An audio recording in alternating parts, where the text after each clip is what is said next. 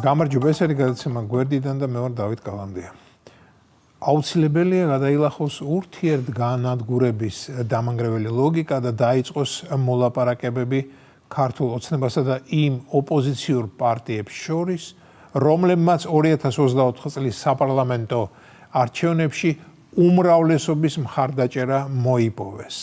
კრიზისიდან გამოსავალი არის პოლიტპატიმრების გათავისუფლება და ახალი სამართლიანი არჩევნები.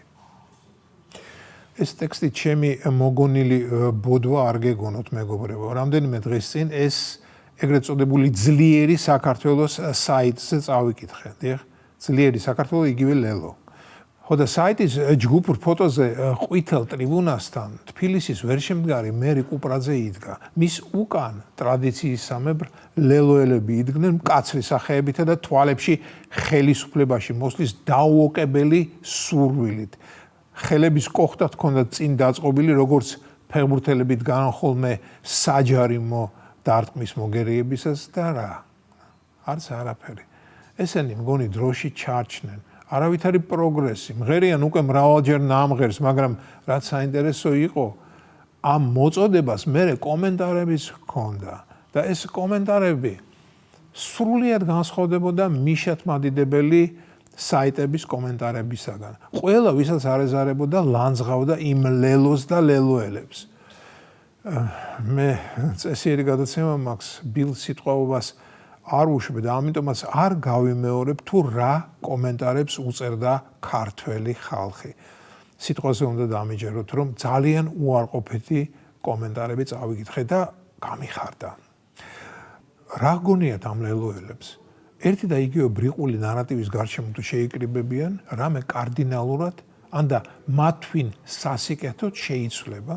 ხალხი ბოლოს და ბოლოს მათ დაუჯერებს და ყველა როგორც ერთი მოითხოვს ახალ სამართლიან არჩევნებს. და რა ვითომ 2020 წელს არჩევნები სამართლიანი არ იყო? გამახსენდა, გაჟონა, არჩევნებმა გაჟონეს. დიახ, როგორც ახლა მახსოვს. როდესაც საარჩევნო უბანში შევედი, გავიხედე და იქ ყველაფერი ჟონავდა, ბიულეტენი ჟონავდა, საარჩევნო კომისია ჟონავდა, დამკვირვებლები ჟონავდნენ, კალმისტარი კი ორმაგად ჟონავდა. მოკლედ, სრულიად გაჟონილი სიტუაცია დამხდა. კი გამიკვირდა, ასე რატომ ჟონავს ყველაფერი მეთქი, მაგრამ მე ვიფიქრე, ალბათ 100-ია საჭირო და მეც გავჟონე. კარგი, ეს გაჟონული ხუმრობაც იქით იყოს და უბრუნდები ლელოელების განცხადებას, რომლის ქვეშ მათი ვერც ერთი გულშემატკივრის თბილი სიტყვა ვერ ვნახე. გამგეორდა ხომ ისეთ? ადრე ლელოსთვის კარგ დროებში მათი ამდაგვარი მოწოდებების ქვეშ ეწერა ხოლმე სწორი გზით მიდიხართ მეგობრებო, ლელო უპირველეს ყოვლისა. თქვენ თუ გადაარჩენთ ამ დაქცეულ ქვეყანას.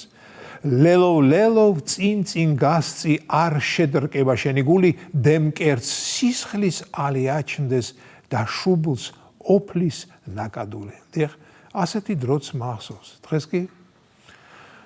დღეს კი ყოველი მეორე თუ არა, ყოველი მესამე მათ მოღალატეებს უწოდებს. ხო და გამიკვირდა. ნუ თუ ეს მხოლოდ ოცნების ამომრჩევლები და გულშემატკივრები უწერენ ასეთ თბილ კომენტარებს მეთქი. მაგრამ მე მივხვდი რაშიც იყო საქმე. ამბიციური ლელო ხომ არ მიუერთდა იმ 9 გიგანტ ოპოზიციურ ძალას, რომელიც გაერთიანდა დედამიწის დასაძრავად და მას ეს არაპატიეს. ნაცებმა ლელოს არაპატიეს და ამიტომ ახლა მოღალატეებს უწოდებენ. დიახ, ლელო ამბიციური პარტიაა. ლელო მარტო აპირებს დიდ პოლიტიკაში წყობრი ნაბიჯით სიარულს. არავისთვინ უნდა ხელისუფლების გაყოფა. ყველაფერი თავისთვის სურს და როდესაც ის მოიგებს არჩევნებს, თან მოიგებს დიდი ანგარიშით, მე სამთავრობო სავარძლები, სკამები, ტაბურეტები და შეზლონგები მხოლოდ თავისიანებისთვის უნდა. პრემიერ-მინისტრად, ასე მგონია, რომ მთავარი ლელოელი თვით მისი პროცენტებულესობა მამუკა ხაზარაძე იქნება. თუმცა არა მგონია. პრემიერ-მინისტრობა სახალხო და 24 საათიანი თანამდებობაა და ბატონი მამუკა კი სიბარიტი ადამიანია. უყვარს სიმშვიდე, ნადირობა, დუდუკი, აგიზგიზებულ ბუხართან მორჩილი პირების გარემოცვაში ძოწისფერი ღვინის წრუპვა და საბას ნომინანტებზე ინტელექტუალური მასლაათი. ის არ მგონია რომ თავს შეიწუხებს, მას ალბათ თავისთვის აქვს უკვე მომზადებული პარტია ლელოს გენერალური მდივნის ტახტი და პრემიერად კი თავის დის ქმარს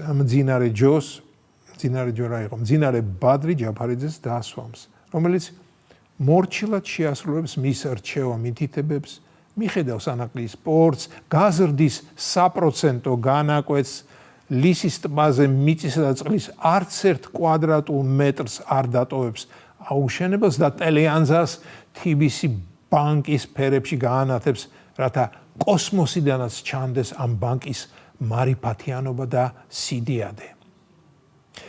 რაღაც ძალიან გაუტია, რაც ამ ბოლო დროს უკვე ჩვევად მექცა, მაგრამ უნდა მომიტევოთ, რადგან მეც რაღაცნაირად მინდა ჩავწვდე ზოგიერთი ოპოზიციური პარტიის ლოგიკას. გავიგო რეალურად რას ფიქრობენ, რა უნდათ, რის ისჯერათ, ვინ უყვართ, რით იმშვიდებენ გულს. დიახ, მინდა გავიგო, მართლა სჯერათ მათ, რომ შეძლებენ რამე გავლენა იქონიონ ხალხის მასებზე? თუ არ სჯერათ და მაშინ სრულიად ტყუილად ხარჯავენ დიდი მამუკას დიდ ფულს. და თუ სჯერათ, მაინც სულ ტყუილად ხარჯავენ დიდი მამუკას დიდ ფულს.